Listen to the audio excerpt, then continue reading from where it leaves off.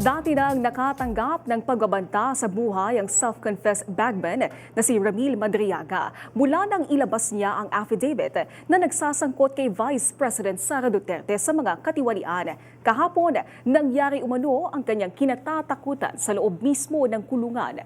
Exclusive, may umaaranggadang balita si Maan Macapagal. Kahapon at 3 ng Marso, alas 5 ng hapon, sa second floor ng Delta Dormitory ng BJMP Camp Bagong Diwa kung saan nakapiit si Ramil Madriaga, may humarang sa kanyang detainee. Meron kasing control gate doon na meron tinatawag na Delta 5 and 6 na yung control gate na yun, ang pwede lang pumasok yung mga detainees sa Delta 5 and 6. And then, basta nandun ka sa loob ng control gate na yun, wala makakapasok. Pero paglabas daw ni Ramil is that may humarang sa kanya isang lalaki at nung maramdaman niyang may threat sa kanya, parang lalaban siya at nagsisigaw siya ng guard.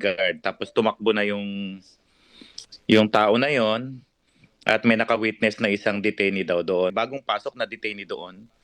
So as a result of that, nagsumbong siya. Ayon sa kampo ni Madriaga, noon pa man, nakatatanggap na sila ng impormasyong may patong sa ulo ni Madriaga sa loob ng piitan. Noong pa namin sinasabi yung mga info na may mga nagbubulong sa kanyang jail guard na may patong siya sa ulo, na kung mapapatay siya ron, 500,000 hanggang 5 million. Noong pa namin yun naririnig, kaya pinag-iingat namin siya. Marami ng panggigipit kay Madriaga mula nang idawit niya ang pangalawang pangulo sa kanyang affidavit. Naggamit ngayon sa mga reklamo ng impeachment na nakahain sa Kamara.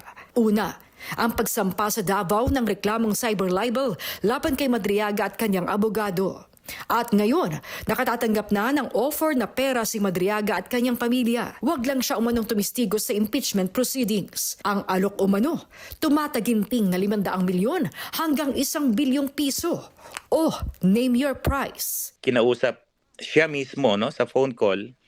Nangyari itong February na sinasabi na kung tatanggapin niya yung pera, hindi niya kinakailangan mag-recant, basta wag lang siyang magtistigo.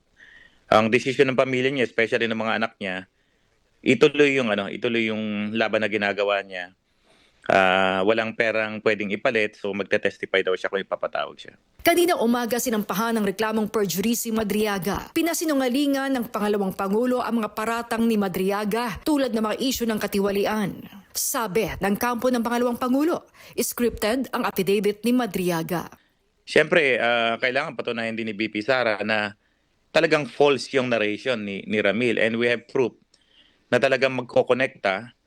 We have photos, we have proofs na magpapatunay yung kanyang connection doon sa circle ni BP Sara. So may mga testigo rin kami na magpapatunay na hindi siya stranger doon sa gawain na yon noong mga panahon na yon. Sumulat na rin si Palad sa NBI para imbestigahan ang insidente at para maproteksyonan si Madriaga sa loob ng BJMP. Ako si Maan Macapagal ng PRTV News, nagseserbisyo para sa Pilipino.